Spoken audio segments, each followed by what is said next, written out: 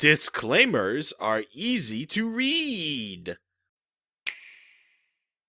Tomorrow is the official release of Pokemon Sword and Pokemon Shield for the Nintendo Switch. Literally, this one game caused outrage, anger, toxic things, bad takes, good takes, bad hot takes, backlash, and most importantly, money, as all in service for a statement that should have been worded better. Don't forget, kids who are excited about this game, don't be excited, because your favorite Pokemon that is statistically awful might not make it. Yes, continue the outrage. Continue the thousands of videos basically saying the exact same thing about an unreleased game. Continue saying the game is bad because you haven't played it. No one will care, because when the game releases tomorrow, no one will care. It's redundant, but it really is true. Thanks, Internet, for wasting everyone's time. I hope to shove every single copy of Pokemon Sword and Pokemon Shield right up your ass. So let's get some positivity all up in here as I talk about why I love Pokemon. Hey, little buddy, want a ride? Sure. Yeah, whatever.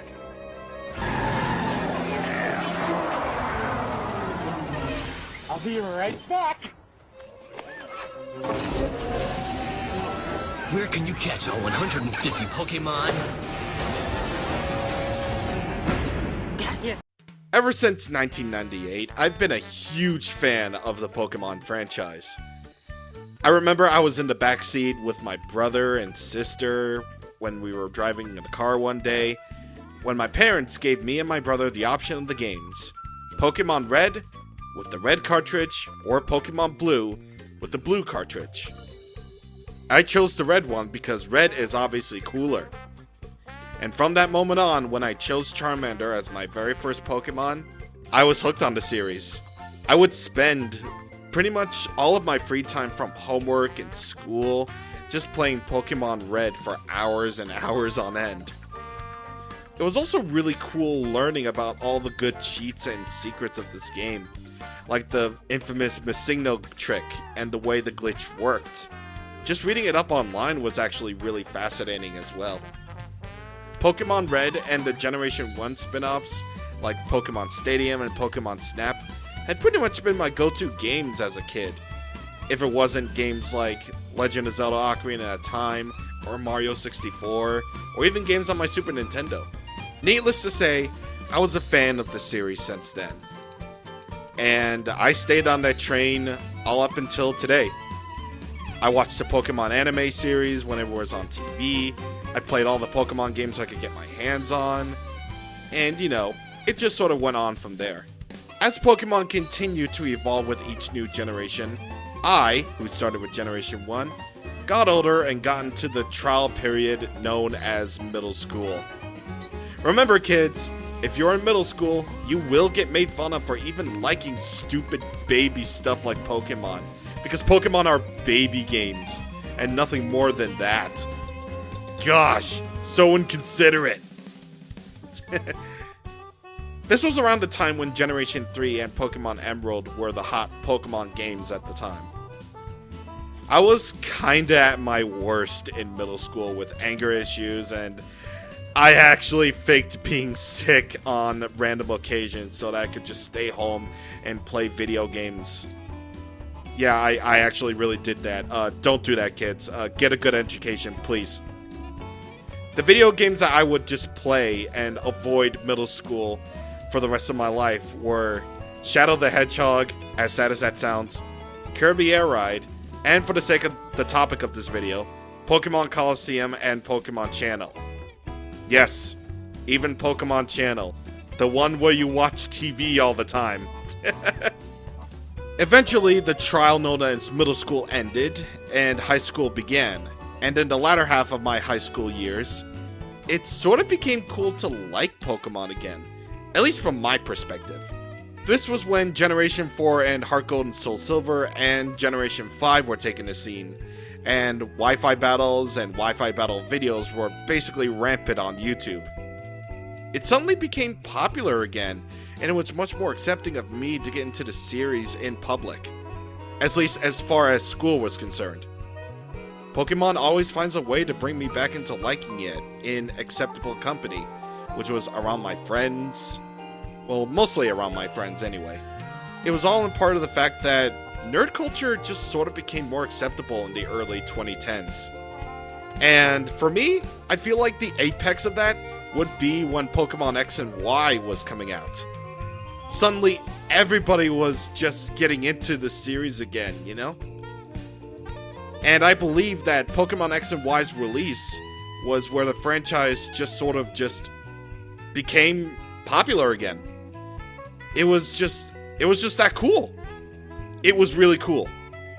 All sorts of YouTube playthroughs on these newfangled 3DS capture cards, midnight launch events, and big competitive scenes were now everywhere because of the simultaneous worldwide release of Pokemon X and Y. And even though the game's considered to be poopy, like in quotations poopy, I played it 4 times through and I logged in well over 200 hours of it across my multiple 3DSs that I've had over the years.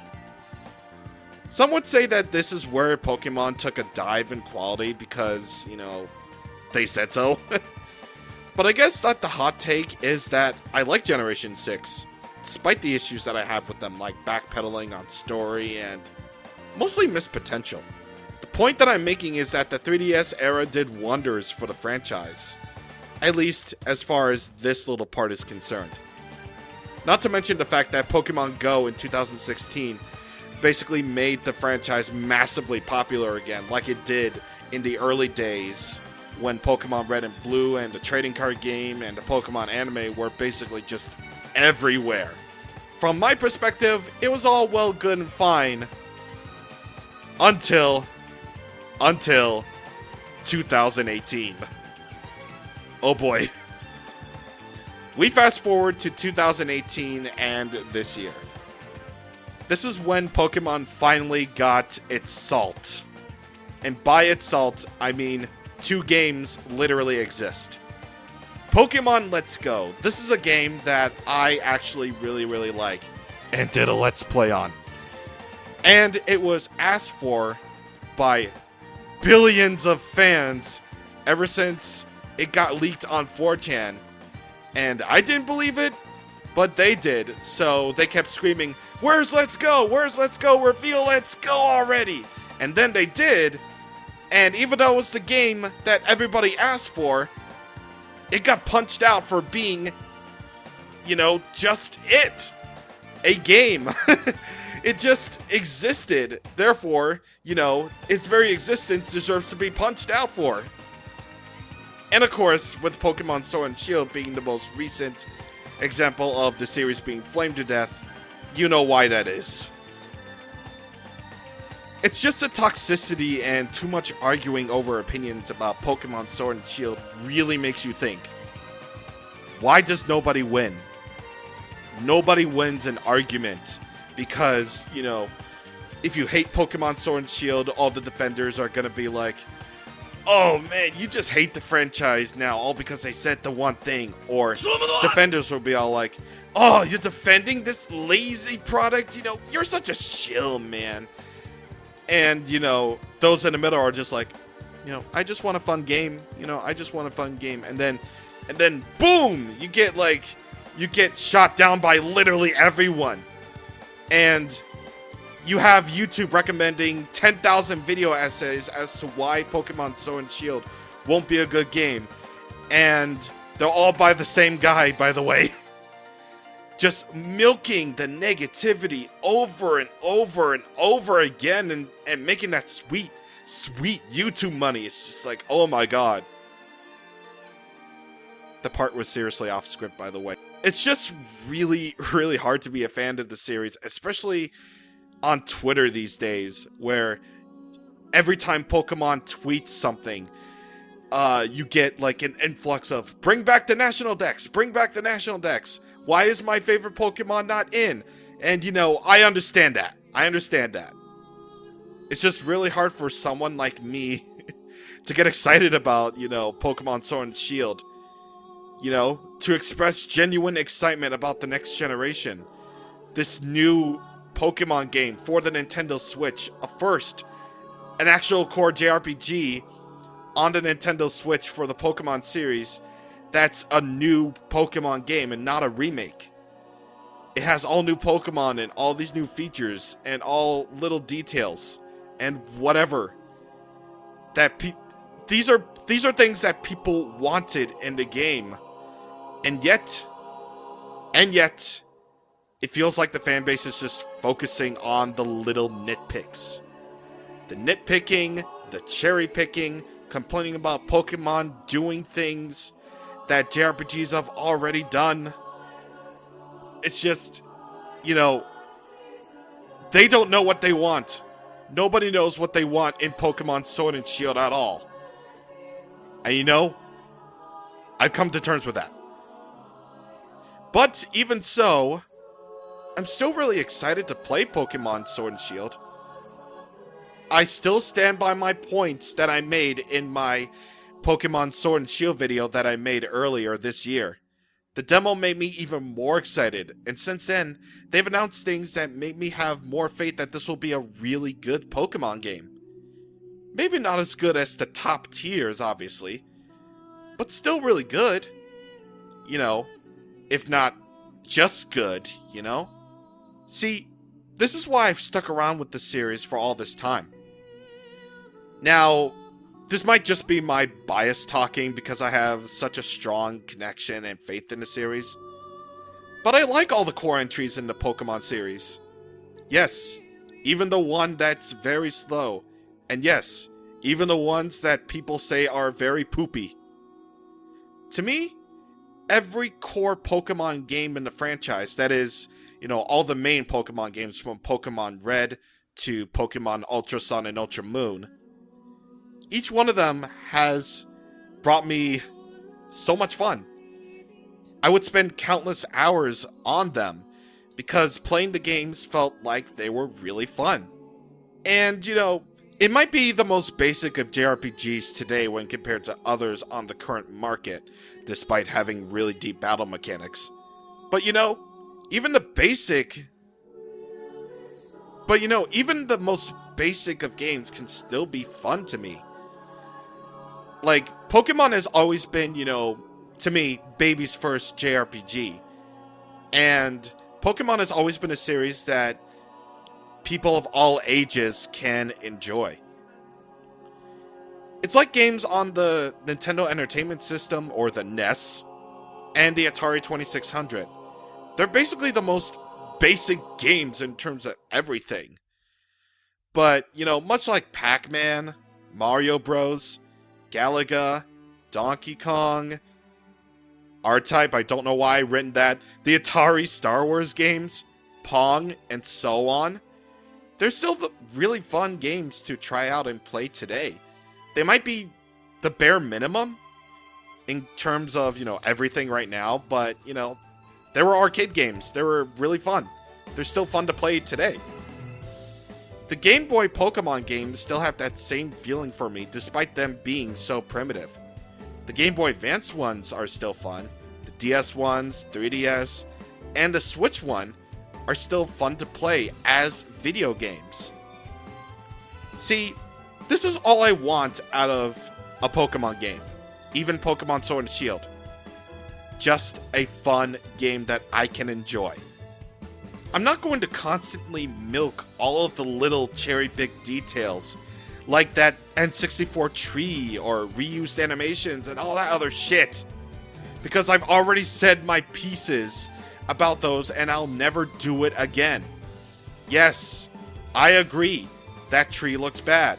Yes, I agree. Cutting the national decks out was probably maybe a bad idea, considering that the Switch can handle so much more. Yes, I agree. The game doesn't look as good as other games on the system. I get it. I'm not going to milk every single negative thing ever. Everyone has the choice to either buy a game that appeals to your interests or to pass on games that don't. If Pokemon Sword and Shield doesn't appeal to you, then don't buy it. It's totally fine and it makes sense. and it's called common sense. Which clearly the very vocal part of the fan base doesn't have. All I basically want to do is just spread positivity to the fact that we're getting a new Pokemon game tomorrow. And I want to spread the love for the series in general. Maybe not spread the love, but to just tell everybody, hey, there's a new Pokemon game coming out. It's going to be exciting. So what I'd like to know is, what about Pokemon Sword and Shield, given all of the information that has been given out by, Pokemon themselves? What are you most excited about? Tell me, because I like to know. Are you getting it day one? Are you getting it as a Christmas gift? Or maybe later on, whenever you actually get money? Tell me about your favorite games in the franchise. Like maybe episodes of the anime series, anything goes. All of this is coming from me, who has been with the series ever since Pokemon Red on my Game Boy. Pokemon as it stands today is one of my favorite JRPG series of all time. And I want to keep that love going so long as the games are fun. And that's all I want. Just a fun game. The game is fun. If it's not fun, why bother? I just want to share the love for Pokemon Sword and Shield, because I'm not a negative person just by nature.